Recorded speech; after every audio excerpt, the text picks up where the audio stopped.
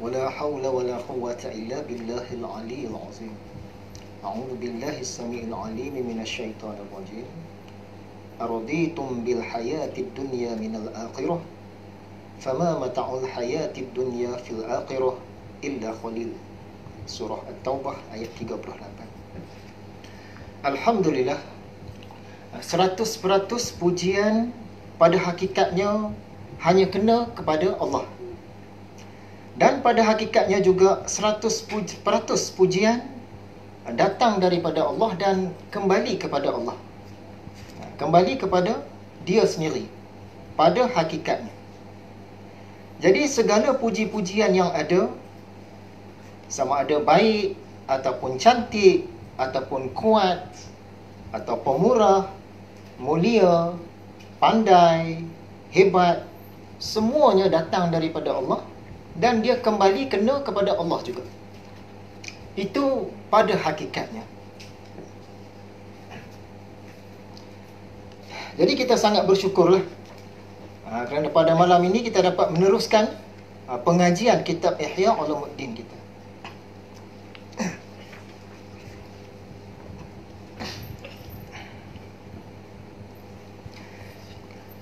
Ketika berkunjung ke Bukit Ajiad di Makkah beberapa tahun yang lalu, tuan rumah dia, yakni satu orang pelajar di sana, juga satu ustaz di sana lah. Dia kata zaman sekarang ni manusia ni kasyaf belaka, karomah belaka, walaupun mereka bukan wali. Dia bagi contoh, kata dia, orang yang duduk di Bukit Ajiad ni dengan kawan dia yang berada di Masjidil Haram Makkah, mereka boleh saling berhubung, boleh saling mendengar dan boleh saling menyaksikan menggunakan teknologi yang ada pada zaman ini, yakni menggunakan telefon je pun. Jadi pada malam ini sepatutnya kita ada majlis di surau Sungai Baru. Oleh kerana PKP ni, Perintah Kawalan Pergerakan ni, kita mengambil inisiatif untuk terus berkuliah, walaupun sekadar secara live atau secara langsung. Teknologi yang baik ini sebenarnya adalah anugerah yang Allah kurniakan kepada umat manusia akhir zaman. Jadi kita kena manfaatkanlah teknologi ni. Tak perlulah kita nak tunggu dapat karomah baru nak ambil manfaat. Kita nak berhubung macam sekarang lah, duduk berjauhan tapi nak berhubung, kata tunggulah dah ada karomah, ada kelebihan-kelebihan mencari adat baru nak buat. Kita dah ada teknologi lah. Teknologi ni Allah bagi untuk umat akhir zaman. Kita manfaatkan. Tak perlulah nak tunggu kita ni ada kebolehan nak lipat bumi baru kita nak pergi ke Itali contohnya. Kita naik kapal terbang sampai dah Itali, kan? Guna teknologi yang ada pada zaman sekarang. Tapi sekarang ni orang tak mau pergi pun Itali. Jadi sebelum ini kita dah buat juga majlis secara langsung sebagai meneruskan pengajian kita di surau Sungai Kerang pada minggu lepas, dan sebelum itu kita jalan pengajian kita untuk di Masjid PGA Ipoh. Maksudnya sungguh pun kita kena PKP ini, tapi pengajian kita teruskan. Kita tak berhenti, insya-Allah. Kerana setakat ini belum ada kepastian bila kuliah-kuliah di Masjid Surau ni boleh diadakan semula. Mungkin lagi sebulan, mungkin lagi 3 bulan, mungkin lagi 6 bulan, atau tak tahulah bila, kan. Takkanlah sepanjang tempoh itu kita nak cancel semua pengajian kita, kan. Kita ada teknologi zaman sekarang ni, jadi kita teruskan. Sebab tu kita tengok sebahagian asatizah terus menyambung pengajian secara live di mana tempat yang sepatutnya mereka mengajar. Jadi para penonton dan para pendengar sekalian, pada malam ini Kita meneruskan majlis pengajian kitab induk Ihya Ulumuddin. Kitab Ihya ini merupakan kitab yang paling banyak menghuraikan tentang kholbunya Nabi Muhammad SAW. Pengajian kitab Ihya kita sepatutnya di Surau Sungai Baru, Terung, masuk kali yang ke-26. Pada malam ini kita meneruskan syarahan kitab Aqidah, kitab Qawaid Al-Aqaid, yang ni kitab yang kedua daripada 40 kitab yang terdapat dalam kitab induk Ihya ini. Dan tajuk kita untuk malam ini, Makrifat 4+2. Apa benda ni makrifat 4+2 ni? Benda biasa saja. Cuma tajuknya tu nampak hebat kan? Nanti kita tengoklah apa isi kandungan. Kuliah kita malam ini merupakan kuliah penutup kepada syarahan kitab Qawaid Al-Aqaid. Penutup kepada kitab Aqidah. Selepas ini bulan depan kita akan buat kuliah khatam. Khatam kitab Aqidah. Kalau masih tak boleh buat di Masjid Surau lagi, kita khatam secara live je lah. Macam malam ni juga. Dan selepas khatam kitab Aqidah itu nanti, insya-Allah kita sambung ke satu lagi kitab dalam kitab Ihya, yakni kitab Cinta Allah.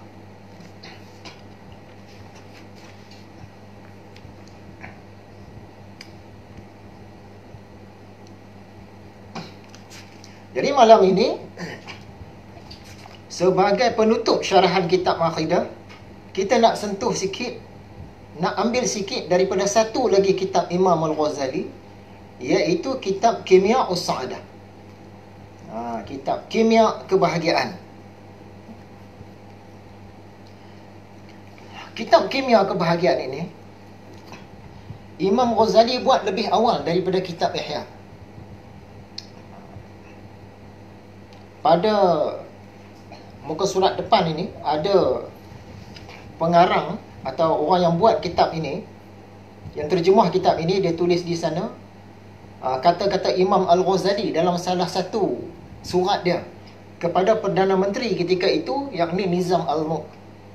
Apa kata Imam Al-Ghazali? Sekiranya engkau menemui kesukaran dalam memahami tasawuf, bacalah kitab Kimia Us-Sa'adah. Ia akan membimbing kamu ke jalan yang benar dan memberikan kepada kamu sekurang-kurangnya suatu kesempatan yang adil untuk memanfaatkan kemampuan-kemampuan yang dikurniakan oleh Allah kepada kamu. Ini Imam Ghazali kata. Maksudnya kitab Kimia ini, dia sesuai untuk level ahli-ahli politik, termasuklah Perdana Menteri atau Bendahara. Imam Ghazali dituju kepada Perdana Menteri zaman itu. Sangat sesuai. Untuk ahli-ahli politik, untuk menteri-menteri yang lain pun. Jadi sepatutnya kena jadikan sukatan ni, Kimia Us-Sa'adah ni. Bagaimana pula untuk raja-raja? Untuk pemerintah-pemerintah tertinggi, raja-raja, Imam Al-Ghazali dia bagi satu kitab lagi. Kitab dia tak tebal, sebab dia tahu ahli-ahli politik ini, mereka ni kekurangan masa untuk mendalami. Untuk belajar itu mungkin, untuk mendalami itu tak ada ruang masa sangat. Jadi Imam Al-Ghazali selain kitab Kimia Us-Sa'adah, dia buat satu kitab nasihat untuk para penguasa. Ni untuk raja-raja. Jadi kalau untuk raja-raja pun sesuai, untuk menteri-menteri lagilah sesuai. Dan alangkah bagusnya kalau kedua-dua kitab ini dapat dijadikan sebagai sukatan kepada semua ahli politik, khususnya yang Muslim. Sangat bagus. Baiklah hadirin, bukan hadirin lah, penonton lah ya, penonton ataupun pendengar lah, yang dikasihi sekalian. Okay. Daripada kitab Kimia Us-Sa'adah ini, dia mengajarkan kita cara untuk mencapai kebahagiaan sejati. Macam mana cara nak capai kebahagiaan sejati ni? Kata Imam Al-Ghazali, nak capai kebahagiaan sejati ni ada kimia dia. Ada formula dia, yakni kimia kebahagiaan. Kimia kebahagiaan ini terdiri daripada 4 elemen. Iaitu yang pertama, nak bahagia dunia dan akhirat, kita mestilah mengenal akan diri. Makrifah akan diri. Yang kedua, kita kenalah mengenal akan Allah. Makrifatullah. Yang ketiga, kita kenalah mengenal dunia. Dan yang keempat, kita kenalah mengenal akhirat. Ada sebahagian orang dia ajar satu saja. Dia ajar kenal diri saja. Dan ada orang dia mengajar kenal Allah saja, ataupun kenal diri dan kenal Allah saja. Kenal dunia, kenal akhirat, dia tak masukkan dalam silibusnya. Jadi Imam Ghazali dia masukkan ke empat-empat. Dan di sebalik daripada mengenal yang 4 ini, ada 2 perkara penting lagi yang perlu dikenal. Sungguh pun tak diterangkan, tapi itu yang menjadi terasnya. Hal ini kerana dalam kita nak mengenal diri, mengenal Allah, mengenal dunia, mengenal akhirat ini, dia ada jalan-jalan yang hak dan ada jalan-jalan yang batil. Ada jalan-jalan nak mengenal diri yang benar. Ada jalan nak mengenal diri yang tidak benar. Ada jalan nak mengenal Allah, mengenal dunia, mengenal akhirat yang lurus, yang benar. Ada jalan untuk mengenal Allah, mengenal dunia, mengenal akhirat yang tidak lurus, yang tidak benar.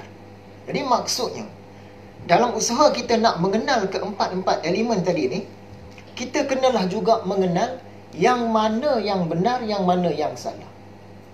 Yang mana yang hak, yang mana yang batil. Yang mana yang mudarat, yang mana yang manfaat. Keempat-empat tadi tak terlepas daripada yang 2 tadi. Sebab itu tajuk kita ni kita letakkan sebagai makrifah 4+2. Dia tak cukup dengan 1 mengenal diri saja. Kena ada 4 campur dengan 2.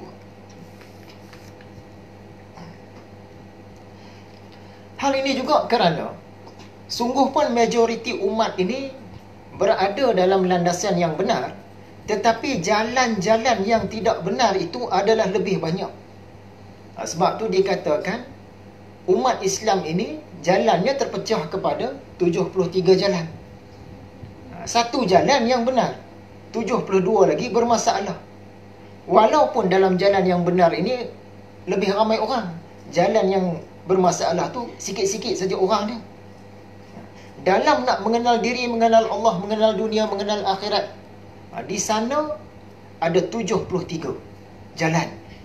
Sebab tu kita kena kenal mana yang benar, mana yang tidak benar.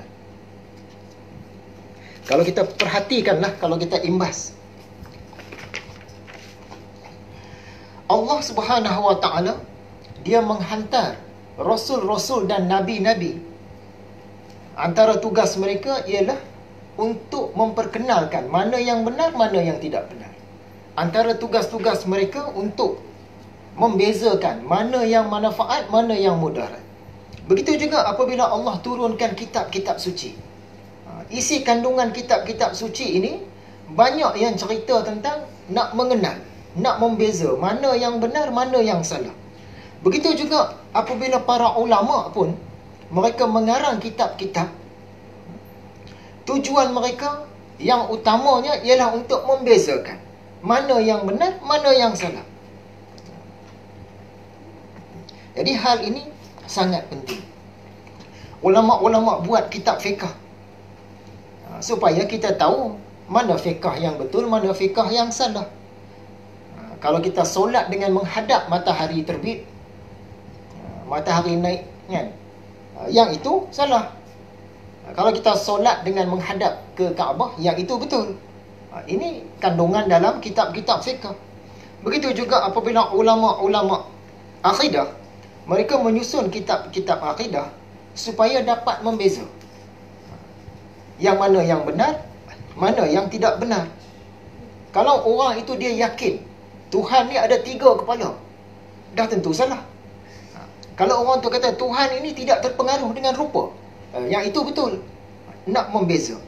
Samalah juga apabila ulama-ulama tasawuf mengarang kitab tasawuf sufi, untuk membezakan mana yang benar, mana yang salah, mana yang hak, mana yang batil, mana yang mudarat, mana yang manfaat. Contohnya, kalau orang tu kata dia dapat ilmu laduni, bisikan-bisikan terdengar di telinga, dia kata ini ilmu laduni, itu dah tentu tak betul. Ilmu laduni bukan yang macam itu. Ilmu laduni ni ilmu yang jatuh ke qalbu.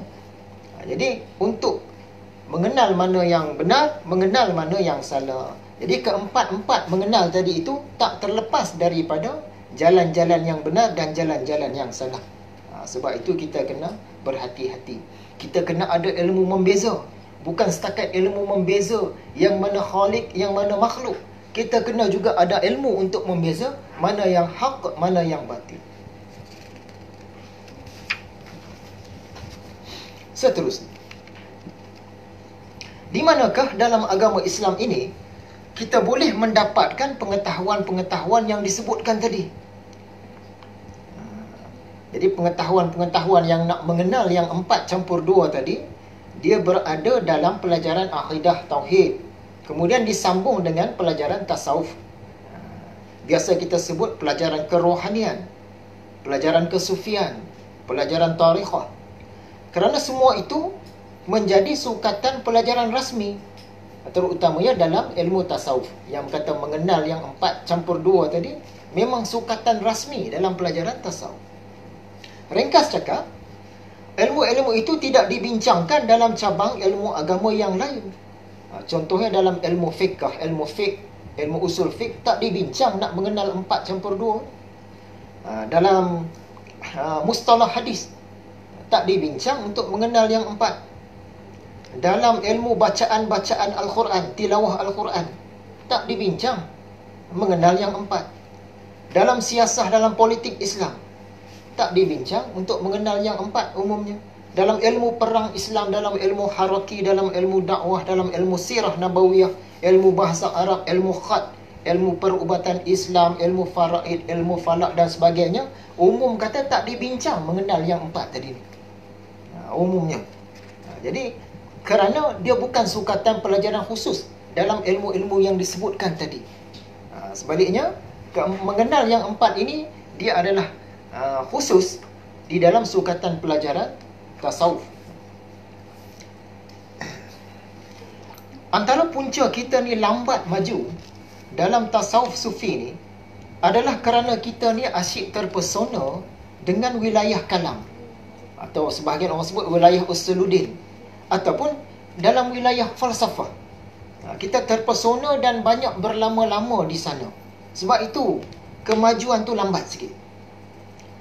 Padahal antara hijab kepada alam tasawuf tinggi itu ialah wilayah kalam itu sendiri. Kalau wilayah falsafah lagilah tebal hijab dia.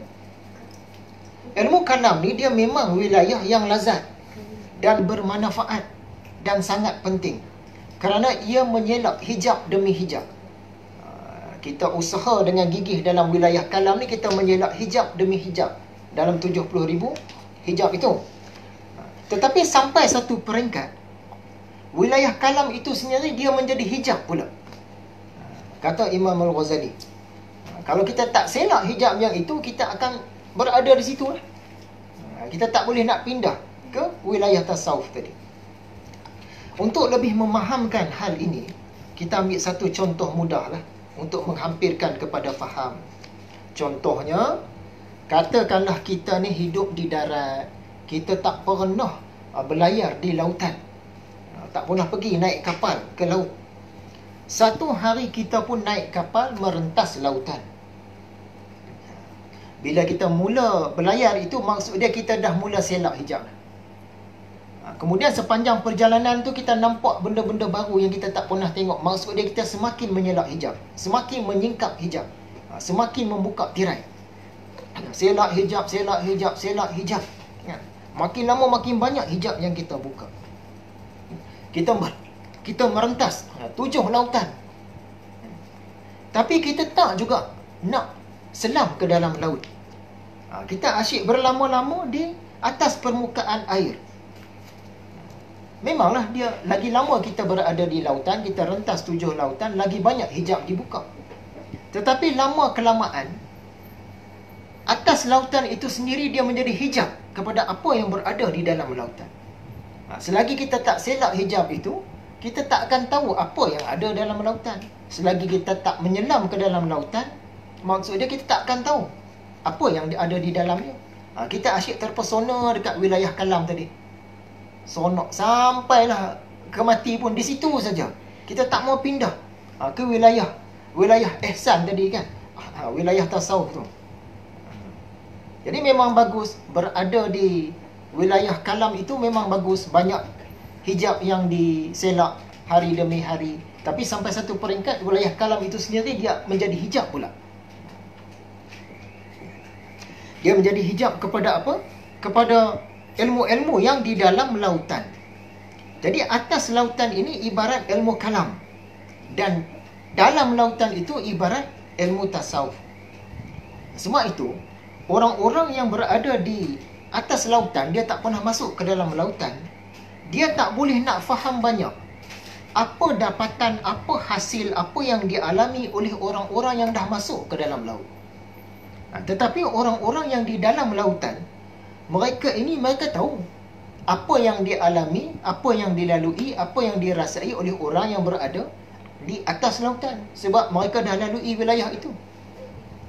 Sebab itu, kalau kita nak maju dengan lebih cepatlah dalam tasawuf ini, kita kena selak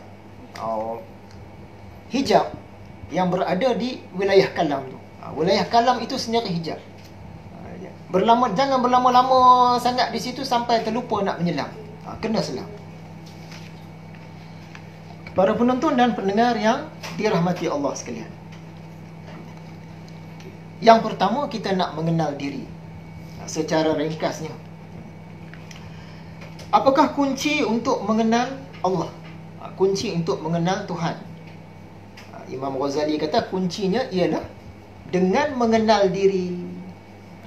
Firman Allah Subhanahu wa taala surah Al-Fussilat ayat 41 maksudnya, akan kami tunjukkan, akan kami perlihatkan kepada mereka ayat-ayat kami, yakni tanda-tanda kami, tanda-tanda Allah, pada segenap penjuru dan pada diri mereka sendiri, sehingga jelaslah bagi mereka kebenaran. Sebab itu Imam Al-Ghazali kata kunci untuk mengenal Allah ini ialah dengan mengenal diri. Apakah maksud sesiapa yang kenal dirinya akan mengenal Tuhannya? Apa maksud dia? Maksud dia, setelah kita mengenal diri, berjaya mengenal diri, maka selepas itu mudahlah untuk kita mengenal Allah. Hal ini kerana diri kita ini datangnya daripada Allah dan sangat berkait rapat dengan Allah. Daripada Tuhan kita datang, kepada Allah kita kembali. Jadi kunci dia nak mengenal Allah ni, kena mengenal diri terlebih dahulu. Datang persoalan, adakah diri kita itu Allah? Kata nak kenal Allah ni kena kenal diri. Sesiapa yang kenal diri maka kenal Tuhannya. Jadi diri kita ni Allah kah? Tidak. Diri kita ni ciptaan Allah. Kita bukan Allah dan bukan zat Allah. Cuma dari segi hakikatnya, kita punya af'al apa semua tu adalah perlakuan daripada Allah. Perlakuan Allah itu sendiri. Saya suka nak menceritakan sembang-sembang antara dua orang hamba Allah. Satu orang ni dia mengaku dia Allah. Okay. Orang yang B itulah kata, okay, hang tahu tak siapa dia Allah? Yang A pun jawab, Allah, Allah lah, Tuhan kita lah, Rabb kita lah. Yang B tu kata, akulah Allah Ta'ala. Hang percaya ke tidak? Aku Allah. Yang A dia pun, dia kata, hang mengaku hang Allah, hang dengan Allah sama ke? Yang B pun jawab, baru belajar pun dia kata, sama lah, aku dengan Allah sama, akulah Allah. Yang A ni bijak, dia pun tanya balik, jadi zat hang dengan zat Allah ni sama ke? B dia mula diam lah, dia mula duk fikir, zat kamu dengan zat Allah sama ke? Kamu kata tadi kamu dengan Allah sama, kamulah Allah. Jadi zat kamu dengan zat Allah sama ke? Kalau sama, yang kamu punya tangan tadi dengan kulit, bulu roma apa semua ni, ini adalah zat Allah. Kalau sama lah. Sama ke zat kamu dengan zat Allah? Tak sama. Tadi dia mengaku dia Allah. Maksud dia belajar sekerat. Tapi dia nak menunjuk handal, kan? Kata Imam Al-Ghazali, ketahuilah bahawa tidak ada yang lebih dekat dengan kamu melainkan diri kamu sendiri. Yang paling dekat dengan kita ni diri kita sendirilah. Orang lain dia sedekat dengan kita pun tak sampai masuk ke dalam, kan? Yang paling dekat dengan kita, kita sendirilah. Jika engkau tidak mengenal dirimu sendiri, maka bagaimana kamu dapat mengenal yang lain? Dengan diri kita sendiri yang paling dekat pun kita tak boleh kenal, macam mana kita nak kenal hak yang lain-lain yang jauh daripada kita? Diri kita yang manakah yang dimaksudkan oleh Imam Al-Ghazali ini? Adakah tubuh badan kita? Bila kata pelajaran kita ni pelajaran mengenal diri, diri yang mana? Hak yang ni tubuh badan kita ni kah? Jasad kita ni kah? Jawapannya tidak. Diri yang dimaksudkan itu bukanlah jasad kita, bukanlah lahiriah kita, bukan fizikal kita seperti bentuk muka, tubuh badan, segala urat, segala organ-organ, daging-daging, tulang dan sebagainya. Bukan yang itu. Diri yang dimaksudkan dalam pelajaran kerohanian ini ialah hati kolbu kita. Kolbu kita, rohani kita, roh kita tu, yang berkait rapat dengan roh kita tu. Itulah diri kita yang hakiki, diri kita yang sebenar. Dan kita nak kenal ini diri yang itulah, bukan diri yang luar ini. Diri yang luar ini dia dalam wilayah kedoktoran, wilayah pengkaji-pengkaji, wilayah ahli-ahli tabi'i, wilayah ahli-ahli sains. Diri yang dalam tu, itu wilayah nabi-nabi, rasul-rasul, wali-wali, para ulama-ulama, para ahli tasawuf, para ahli sufi tariqah dan yang seumpama dengannya. Jadi apakah ilmu tentang diri yang dimaksudkan oleh Imam Al-Ghazali? Ilmu tentang diri, mengenal diri tu, kita ni kena tahulah kita ni siapa sebenarnya, dari mana kita ni datang, ke mana kita ni nak pergi, apa tujuan kita datang ke sini, dan macam mana cara nak mendapatkan kebahagiaan sejati untuk diri kita ini.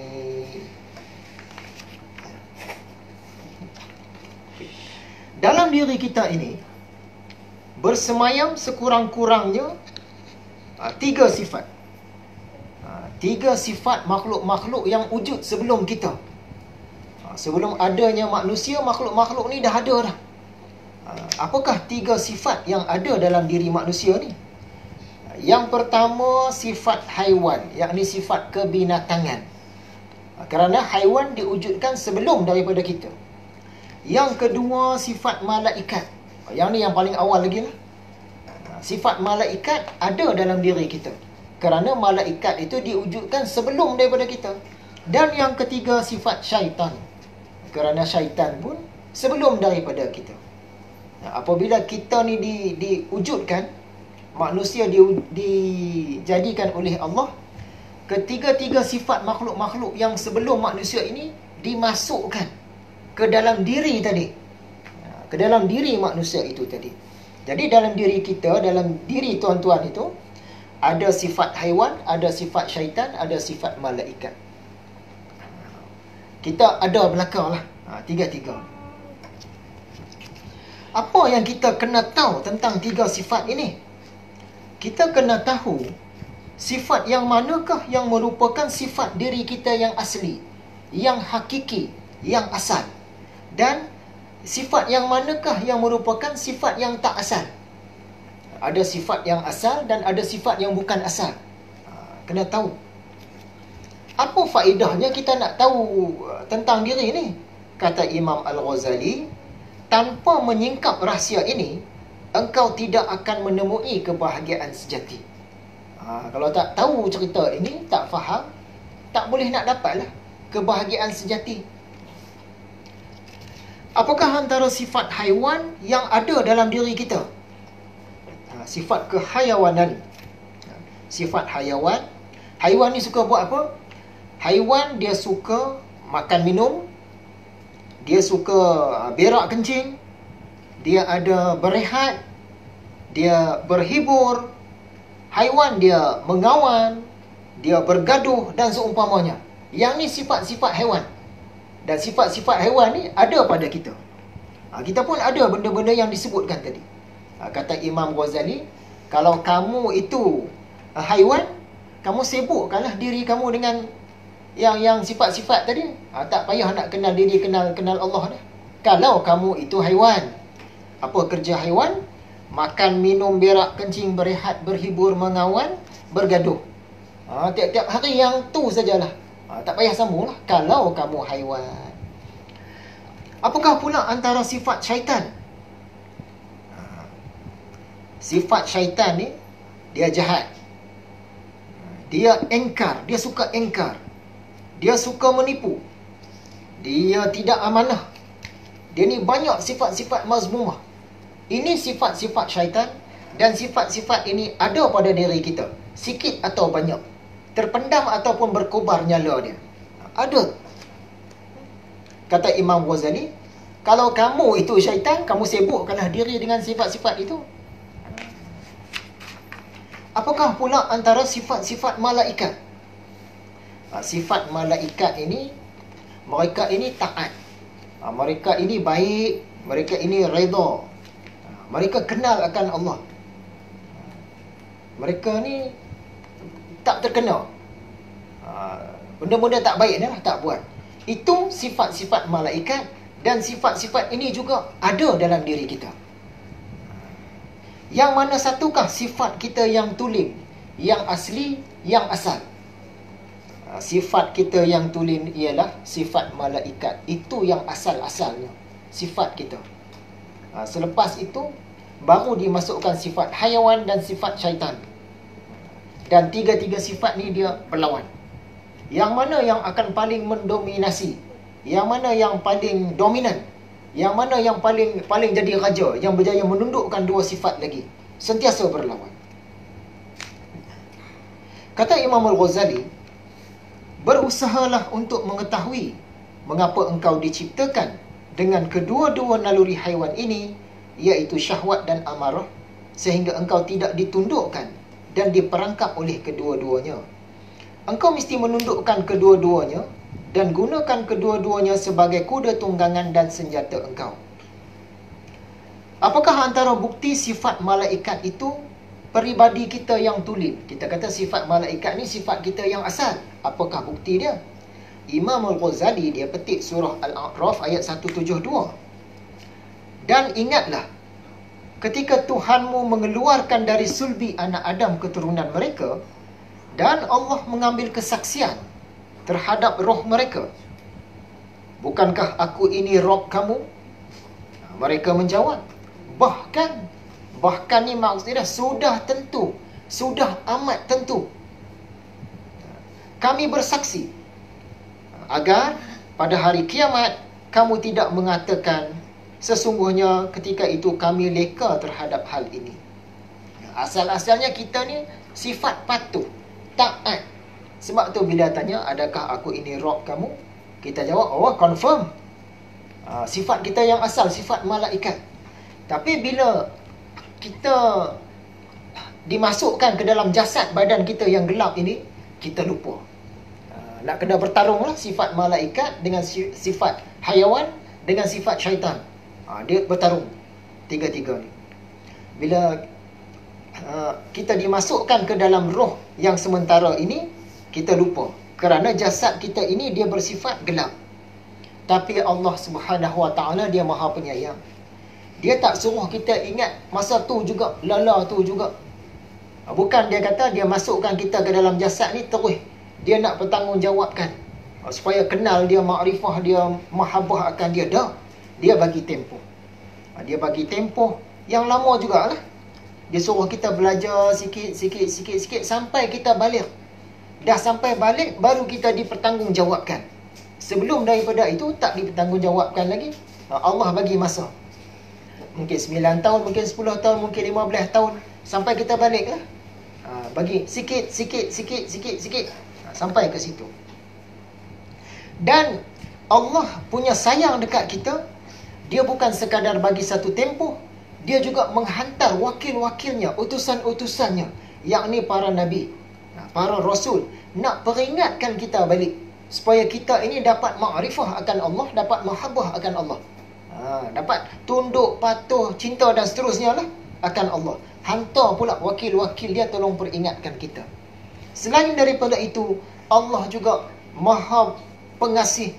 Dia hantar pula kitab-kitab suci kepada kita, supaya kita ini dapat kenal balik jalan pulang, dapat kenal balik Allah. Sebab asal-asal dulu kita confirm, kita memang bersifat malaikat, bersifat patuh, redha, taat. Nak patah balik ke situ, Allah hantar pula kitab-kitab suci. Dan dia wujudkan pula sunnah Rasulnya. Dia datangkan pula wali-wali dia, kitab-kitab para ulama dia, semua untuk mengingatkan balik kita ni siapa sebenarnya, ke mana kita nak pergi.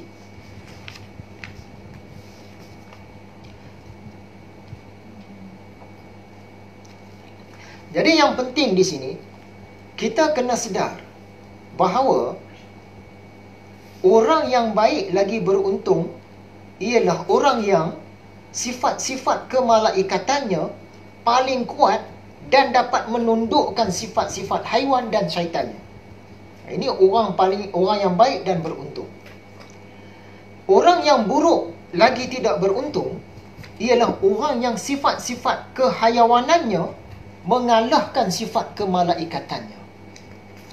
Dan yang lebih teruk daripada itu ialah orang yang sifat kesyaitanannya menundukkan sifat kemalaikatannya. Ini yang paling penting yang kita nak kena tahu. Apakah langkah awal untuk mengenal diri? Langkah awal dia, kita kena sedar bahawa diri kita ini terdiri daripada wujud yang luaran, iaitu jasad, dan juga wujud yang dalaman, iaitu hati ataupun kita sebut qalbu atau kita sebut rohani.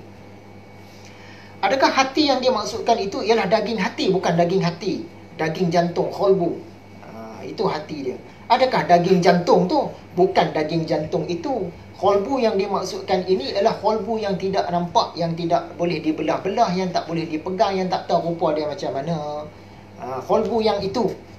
Itulah diri kita yang rohani, diri kita yang sebenar. Yang segala tulang, kulit, darah semua ini adalah tumpangan, tunggangan ataupun kenderaan dia. Bukan diri kita yang sebenar. Sebab tu, yang ni dia boleh hancur, ditelan oleh tanah. Tapi diri kita yang sebenar tu dia tak boleh hancur. Dia terus macam tu saja keadaan dia. Itulah diri kita yang sebenar. Kita kena kenal yang itu. Bukan setakat kenal yang bakal hancur ini. Sabda Nabi SAW, riwayat Imam Bukhari dan Muslim, sesungguhnya dalam jasad itu ada seketul daging.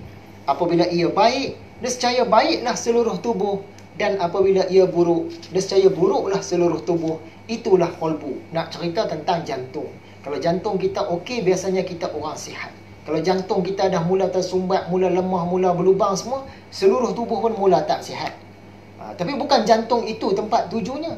Yang ditujunya itu ialah qalbu, iaitu diri kita yang sebenar. Kalau diri kita yang sebenar itu baik, segala amal perbuatan seluruh anggota badan kita, yakni mata, telinga, tangan semua ni akan jadi baik. Tapi kalau diri kita yang sebenar itu, yang di dalam itu dia tu buruk, maka perlakuan tangan, perlakuan mulut, perlakuan kaki kita semua akan jadi buruk. Sebab tu kata kalau dia tu okey, seluruh badan pun okey. Kalau dia tu tak okey, seluruh badan pun KO. Macam itulah ceritanya.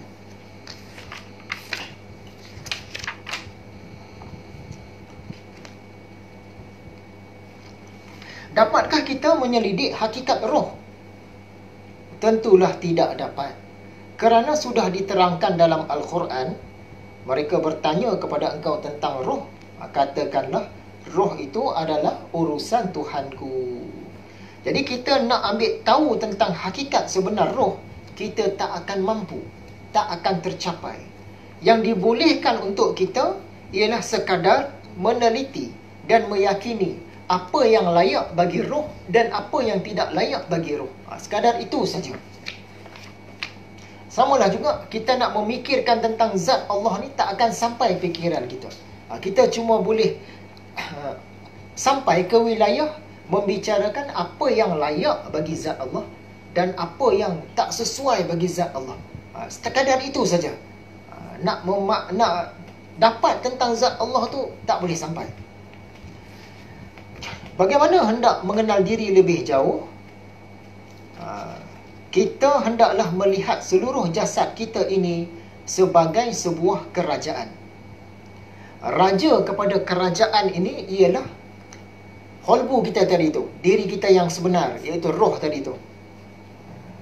Dan seluruh badan ini adalah dia punya panglima-panglima, askar-askar rakyat dia. Yang memerintah ialah raja yang tak nampak tadi itu. Dan yang bergerak ialah hamba rakyat dia. Samalah juga seperti Allah. Zat Allah ini tidak kelihatan, yang kita boleh nampak kerajaan dia. Tapi sebenarnya yang memerintah ialah Allah. Kita nampak apa hasil yang diperintahkan dia tu yang berlaku di alam ini. Samalah seperti Allah yang tidak kelihatan, tetapi dialah yang memerintah dan berkuasa ke atas seluruh kerajaan alam semesta. Roh manusia juga tidak kelihatan, tetapi roh itulah yang memerintah dan berkuasa ke atas seluruh kerajaan tubuh badan. Dia qalbu yang berkait rapat dengan roh ini, dia ni sangat ajaib. Sampaikan kita tak boleh nak fikir tentang dia itu. Tak boleh sampai. Nak faham macam mana ajaibnya qalbu ataupun roh ini, Imam Al-Ghazali ada buat satu kitab khusus. Kitab itu namanya Kitab Keajaiban Qalbu. Dalam erti kata yang lain, Kitab Keajaiban Roh. Dan kitab ini dia masukkan dalam kitab induk Ihya Ulumuddin. Daripada 40 kitab dalam kitab induk tu, salah satu kitab dia ialah Kitab Keajaiban Qalbu.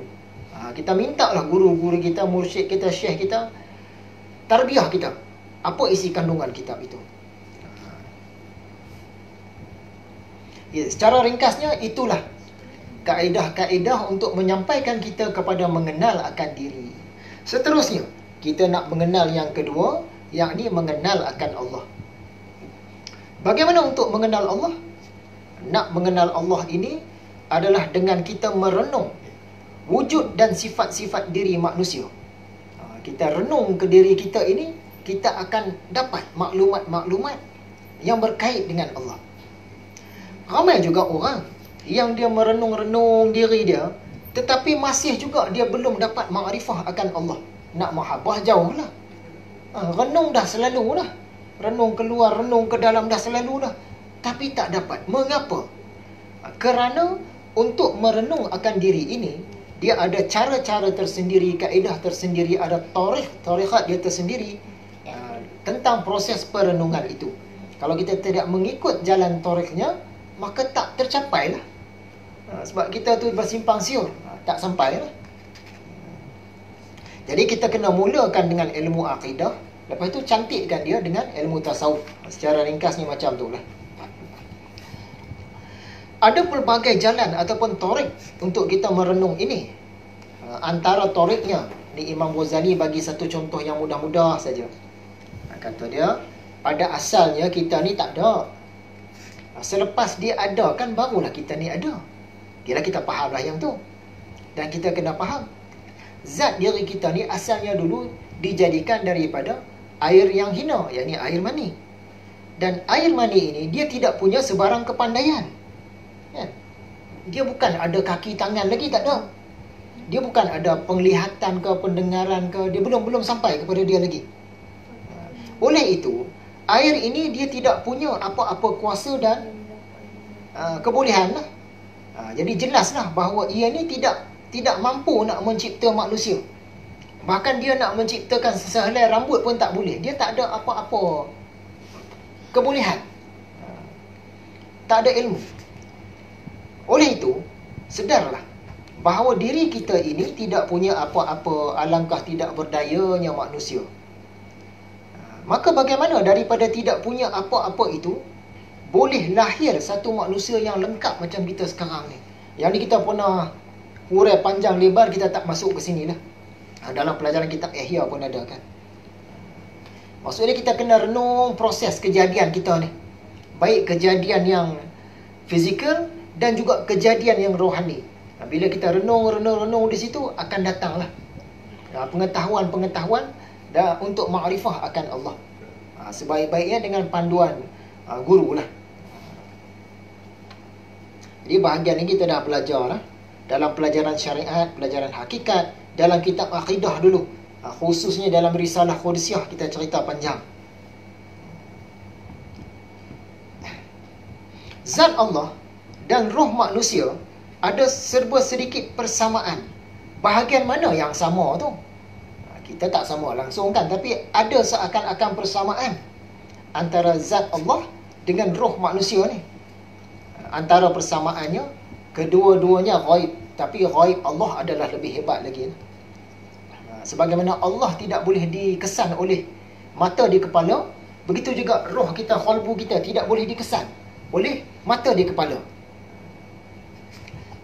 Kedua-duanya tidak terpengaruh oleh bentuk, tidak terpengaruh oleh warna, tidak bertempat pada kerajaan masing-masing. Allah ni semua ni kerajaan dia. Dia tidak bertempat pada kerajaannya. Kalau dia bertempat pada kerajaannya, dia jadi makhluk, jadi baharu dah. Dia tidak terpengaruh dengan tempat. Sebab sebelum adanya tempat, zat dia sudah sedia sempurna. Mana boleh bila ada tempat, dia bertempat pula. Itu baharu. Sama dengan roh. Roh kita ni, dia bukan bertempat pada tubuh badan kita. Nak tunjuk di mana tu? Roh kita ni, di hujung jari kah? Di kepala kah? Di hati kah? Bila kita mati nanti, badan kita ni hancur jadi tanah. Roh tu duduk ada situ. Jadi sangat ajaib. Tengok kitab Keajaiban Qalbu. Jadi Allah tidak bertempat pada kerajaannya, tapi dia yang memerintah. Begitu jugalah dengan kita. Roh kita tidak bertempat pada kerajaannya, tetapi dialah yang memerintah. Umumnya macam itu. Allah adalah raja, manakala alam keseluruhannya adalah kerajaannya. Dan kita pun adalah raja, dan seluruh badan kita ni adalah kerajaan kita. Allah raja, kita pun raja. Tak perlu kita ni jadi raja baru kita ni raja. Kita tak jadi raja pun kita sudah raja. Kerana kita adalah khalifah yang diutus. Kita diutus ke dunia ni untuk jadi khalifah. Semua orang khalifah, tapi tak perasan. Kerana sekurang-kurangnya dia menjadi raja, menjadi khalifah untuk menguruskan kerajaan dia sendiri, yakni tubuh badan dia. Setiap orang kan ada tubuh badan. Dialah khalifah kepada kerajaan dia itu. Dia kena uruskan yang itu. Dalam kata yang lain, kerajaan kecil kita ini, yakni tubuh badan kita ini adalah salinan. Seumpama salinan kepada kerajaan Allah. Sebab tu dikata sultan ataupun raja ataupun pemerintah ini ialah bayangan kepada Allah di muka bumi. Tu. Allah itu raja, dia ada kerajaan, kita pun raja dan kita ada kerajaan. Allah itu raja, dia tidak bertempat pada kerajaan dia. Kita pun raja, tidak bertempat pada kerajaan kita. Allah itu ghaib, kita pun ghaib dalam kerajaan kita. Sebab tu kata seumpama salinan. Ni kata sultan itu adalah bayangan. Bayangan, gambaran kepada Allah tetapi di muka bumi. Bila kita nak faham, nak tahu serba sedikit tentang urusan-urusan dalam kerajaan Allah ini, kita kena mengenal urusan-urusan dalam kerajaan kita sendiri. Sebab sampai satu peringkat yang tinggi, selain daripada kita mendengar kalam khadim, boleh mendengar, perkataan mendengar ni dalam kurungan ya, bahasa sufi, bahasa dalam, bukan dengar dengan telinga. Mendengar alam berbicara semua, boleh mendengar akan apa yang dibicarakan oleh roh kita, ni bahasa dalam. Nikmat yang lazat juga ialah kita dapat menyaksikan, bukan tengok, bahasa dalam, menyaksikan urusan-urusan dalam kerajaan Allah. Ini satu nikmat. Tapi tak ramai orang yang sampai ke situ, dan pelajaran dia pun jauh.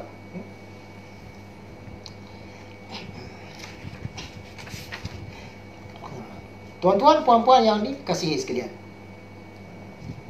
kesimpulannya, Allah itu raja ataupun pemerintah, dan seluruh alam makhluk ini adalah kerajaan dia. Kerajaan-kerajaan yang ada di muka bumi ini adalah tiruan ataupun gambaran ataupun bayangan kepada Allah dan kerajaan dia. Nah, dalam kuliah-kuliah soal kholbu yang 7 sesi itu, kita ceritakan tentang 3 jenis kerajaan yang ada. Yang pertama, kerajaan Allah. Yang kedua, kerajaan raja-raja. Dan yang ketiga, kerajaan kita sendiri. Kerajaan Allah, dia sebagai raja.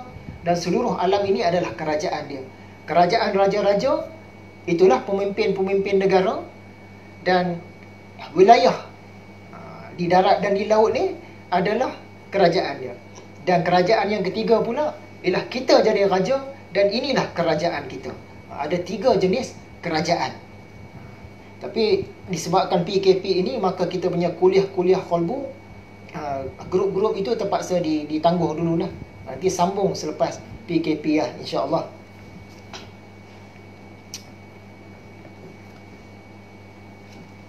Mengapa manusia lemah daripada nak memaham zat Allah dan roh?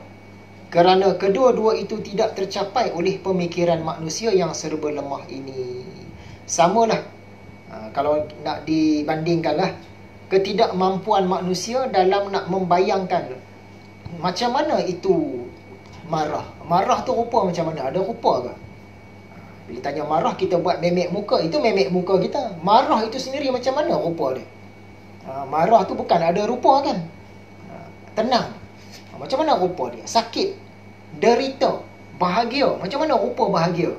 Mana nak sampai pemikiran kita nak bayang, bahagia macam mana? Untuk mencapai yang Tuhan punya bahagia tu lagilah.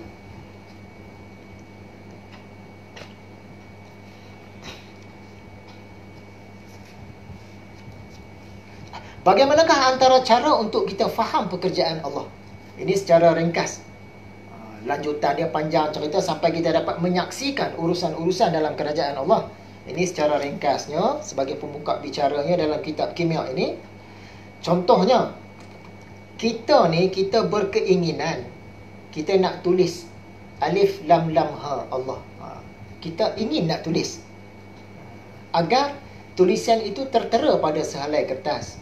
Jadi prosesnya macam mana? Yang pertama, mula-mula keinginan itu dia tercetus dalam minda kita.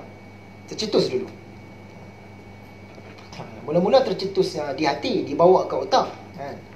Lalu tergambar alif lam lam ha. Itu prosesnya.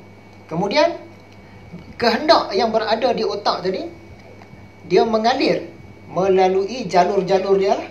Jalan-jalan dia, sama ada dengan saraf ke, jalur saraf ke, dengan daging ke apakah. Dia lalu ikut situ lah. Dia lalu semua tu sampai kepada tangan, sampai kepada hujung-hujung jari. Bila hujung-hujung jari kita menggerakkan pena, dia pun tulis alif lam lam ha. Nampak prosesnya? Daripada tak buat apa-apa lagi, wujud pada roh, mai ke qalbu, mengalir sampai ke tangan, bergerak jari-jari, capai pen, baru tulis. Itu kerja kita. Kerja Allah pun dia macam itu, ada proses dia. Contoh lain, pada azali dulu, Allah berkehendak nak jadikan tumbuh-tumbuhan, Allah nak jadikan haiwan, Allah nak jadikan manusia. Ini kehendak Allah pada azali dulu. Sebelum adanya alam makhluk, apa yang Allah nak buat dah siap-siap ada dalam ilmu dia. Itu kehendak dia.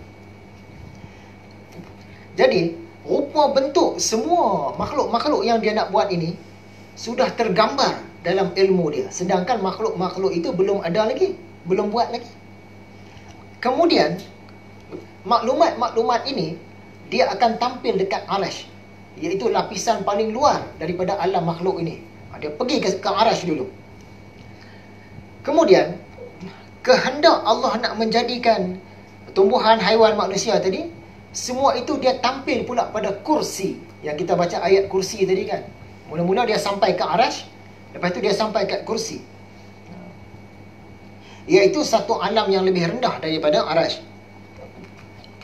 Kemudian kehendak Allah itu dia tampil pula di Lauh Mahfuz. Kemudian daripada Lauh Mahfuz tadi, dengan kekuatan-kekuatan yang kita sebut malaikat. Malaikat, di situlah malaikat-malaikat ni buat kerja sampai terhasillah tumbuh-tumbuhan, haiwan dan manusia. Itu jalan salah satu kerja dia. Daripada ilmu Allah, dia pergi kat mana, sampai di mana, dah terhasil. Malaikat yang buat. Jadi kalau ada rezeki kita mendalami ilmu ini sampai ke satu peringkat, selain daripada kita boleh mendengar kalam qadim dan sebagainya, kita akan menyaksikan urusan-urusan dalam kerajaan Allah. Barulah kita dapat memandang, musyahadah. Bukan tengok dengan mata tak nampak. Barulah kita dapat memandang apa yang ada di alam malakut tu. Sebahagian orang kata ada jin lah di sana, ada hantu lah, ada apa-apalah, tak kenal langsung dengan alam malakut. Begitulah proses kerjanya daripada kehendak iradah Allah tadi ni, sampailah kehendak itu terhasil. Maksudnya, segala alam makhluk ini termasuklah tumbuh-tumbuhan, haiwan dan manusia itu adalah cerminan ataupun gambaran, bayangan kepada kehendak Allah yang azali dulu. Jadi, semuanya berlaku adalah atas kehendak Allah, pekerjaan Allah. Itu tadi secara ringkas. Yang ketiga, nak mengenal dunia. Kenal diri sudah, kenal Allah sudah, secara ringkasnya kenal dunia. Kenapa kena kenal dunia ni? Kerana orang yang tak kenal dunia, biasanya dia akan terkena perangkap dunia. Dan akan kena tipu daya dunia. Sebab tu kena kenal dunia. Kata Hujjatul Islam Imam Al-Ghazali, dunia ini ibarat sebuah pasar yang disinggahi oleh para musafir. Kita singgah ke pasar tu sekejap. Dalam perjalanan kita menuju ke akhirat. Dalam surah At-Taubah ayat 38, adakah kamu berpuas hati dengan kehidupan dunia sebagai ganti kehidupan akhirat? Padahal nikmat hidup di dunia ini kalau dibandingkan dengan di akhirat sangat sedikit. Jadi, kita kena utamakan yang akhirat. Walaupun dalam masa yang sama kita tidak mengabaikan urusan-urusan keduniaan. Nak capai yang itu macam mana? Contoh dia nak tengok di mana? Contoh yang terbaik ialah kita tengok Rasulullah SAW sendiri. Macam mana dia uruskan keduniaan dia, macam mana dia uruskan keakhiratannya. Yang itulah yang patut kita contoh. Begitu juga sebagaimana 4 sahabat yang utama dan sahabat-sahabat besar yang lain. Kerana mereka inilah wali-wali Allah yang paling utama dalam kalangan umat Islam ini. Macam mana cara mereka ni menguruskan keduniaan mereka dan keakhiratan mereka. Kajilah sejarah-sejarah, cerita tentang mereka dalam hadis-hadis. Tengoklah. Macam itulah contoh yang patut kita ikut, contoh yang terbaik. Sepanjang berada di dunia ini, manusia melaksanakan 2 hal penting.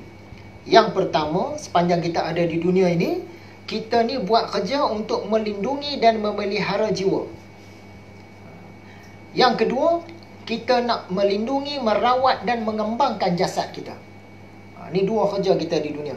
Yang pertama, kita bagi perelok kita punya fizikal. Yang satu lagi, kita perelok yang kita punya dalaman.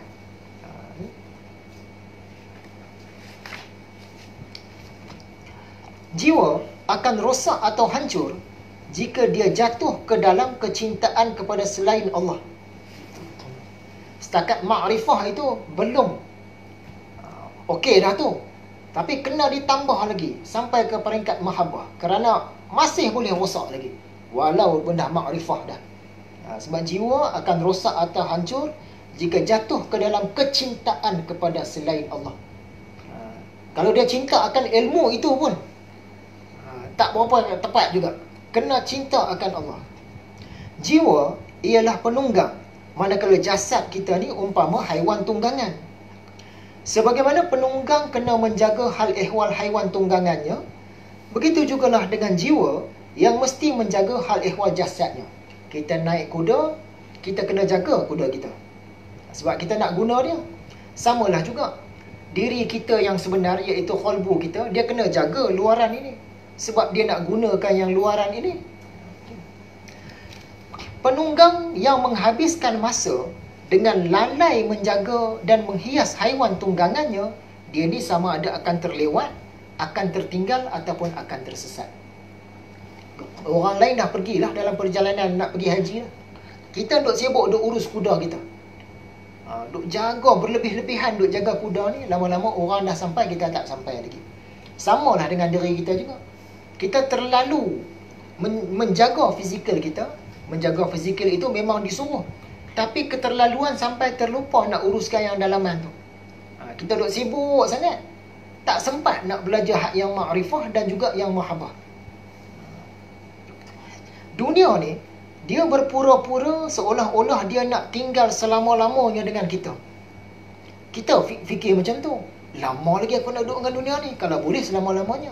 Tetapi sebenarnya, secara perlahan-lahan, dunia itu mengundurkan diri tanpa kita sedari. Kita duduk sangka dunia ni duduk nak kekal dengan kita.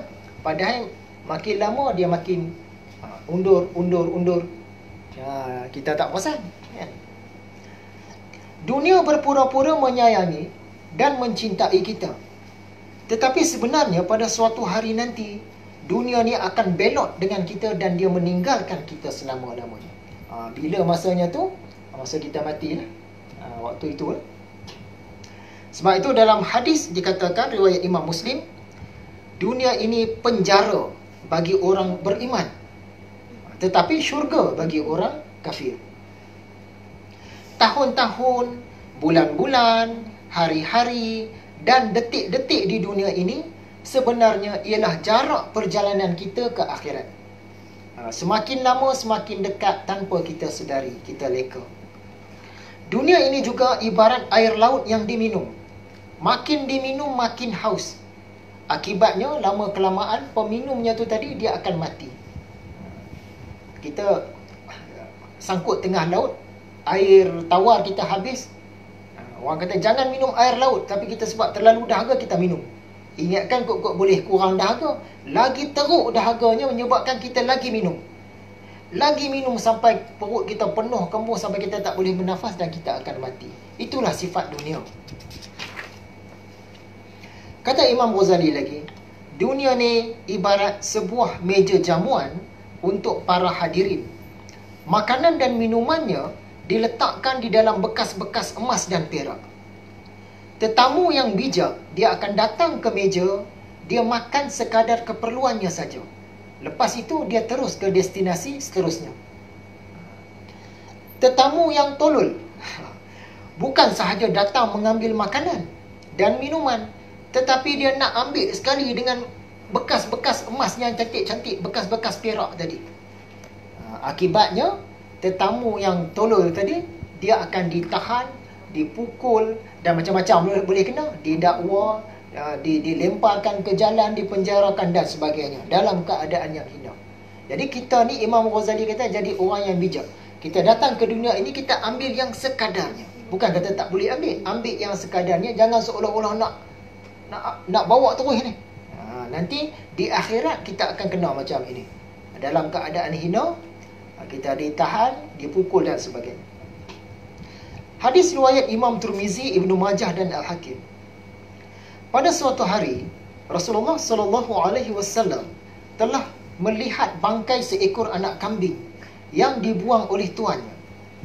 Maka Rasulullah SAW berpaling kepada para sahabatnya dan bersabda, "Tidakkah kamu terfikir bagaimana tidak berharganya bangkai kambing ini kepada tuannya? Demi Allah, dunia lebih hina pada pandangan Allah daripada kambing ini."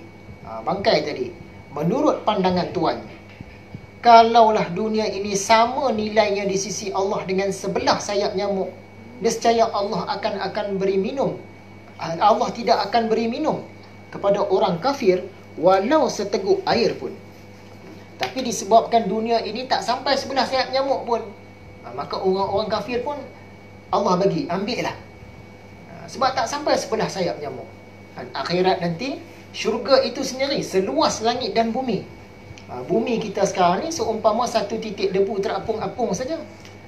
Syurga nanti seluas langit dan bumi, macam-macam lagi ada di sana.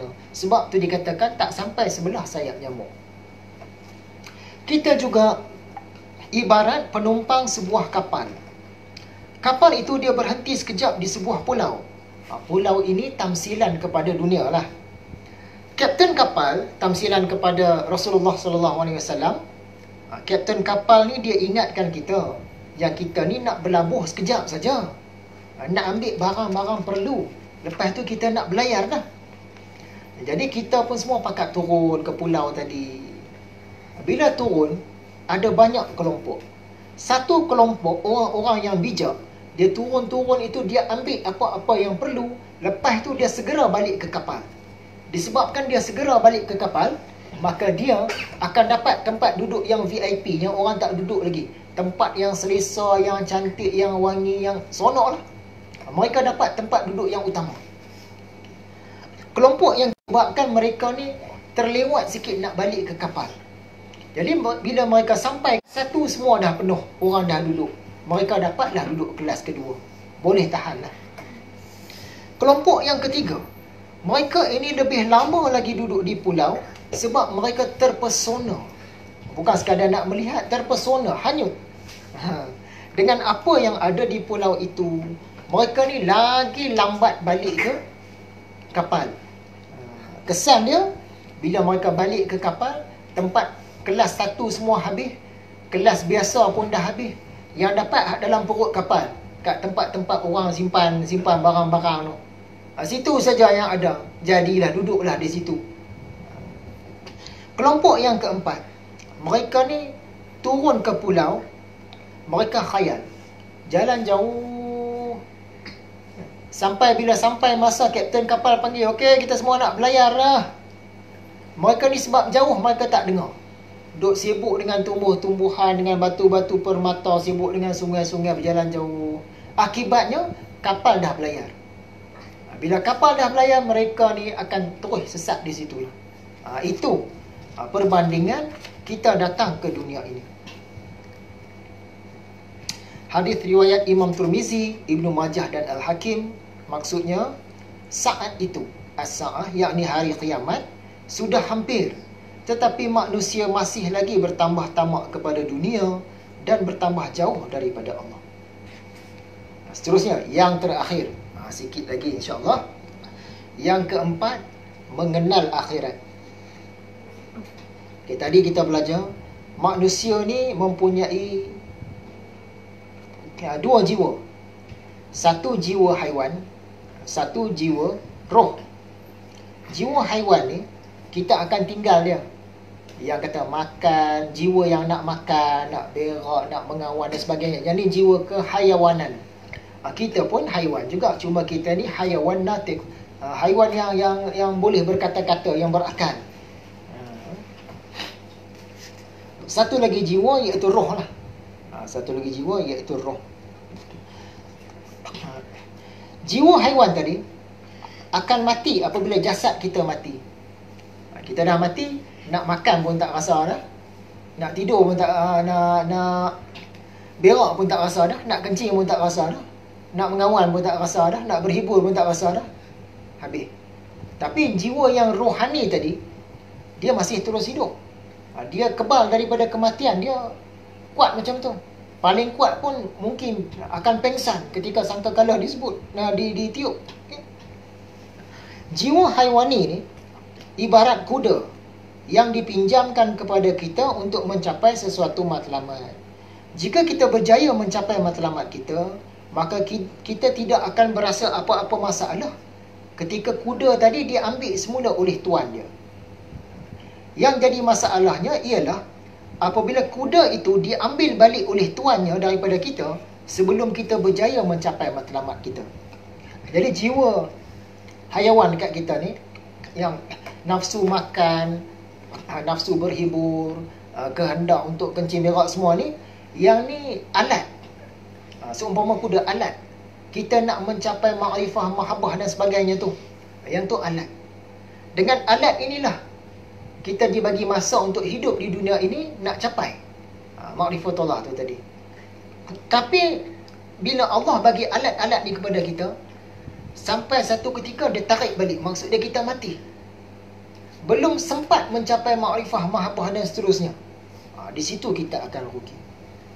Orang yang kuat tauhid dia, tasawuf dia dan tindakan dia, ketika dia bakal meninggalkan dunia, dunia mau diambil daripada dia. Maksud dia mati dia tu.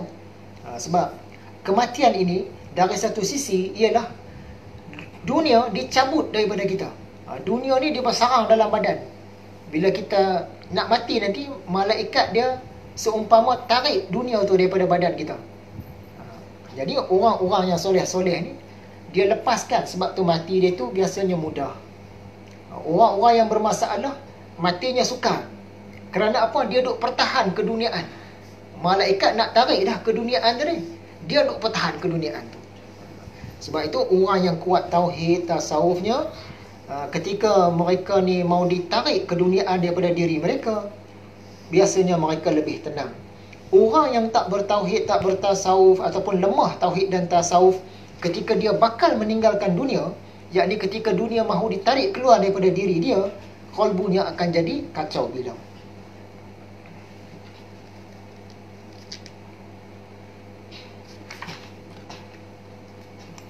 Sampai di situ secara ringkasnya sebagai penutup kepada syarahan kitab Qawaid al-Aqaid.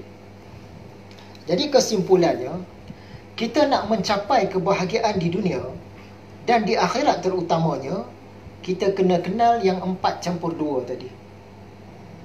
Kenal diri, kenal Allah, kenal dunia, kenal akhirat. Dan keempat-empat ini tidak terlepas daripada kita kenal yang benar, kenal yang salah. Kenal yang mudarat, kenal yang manfaat. Kenal yang hak, kenal yang batil. Pengajarannya, sementara kita masih ada nyawa ini, waktu inilah kita kena usaha gigih untuk mencapai makrifah, mahabbah dan sebagainya, dan kita bertindak. Bukan capai tak bertindak, tak kena lah. Capai dan bertindak. Kerana apabila kita mati nanti, sudah tak boleh nak topak dari segi makrifah dan mahabbah. Dan kita berharap agar diri kita dan orang-orang yang kita sayang dapat kebahagiaan di dunia dan di akhirat. Untuk itu, sekadar itu saja. InsyaAllah bulan yang akan datang di Surau Sungai Baru ataupun di sini juga secara langsung, kita khatamkan kitab Qawaid al-Aqaid. Dan bulan seterusnya kita sambung dengan kitab yang baru dalam kitab Ihya juga, yakni kitab Mahabbah, kitab cinta akan Allah. Sekadar itu saja. Wabillahi taufiq wal hidayah. Assalamualaikum warahmatullahi wabarakatuh.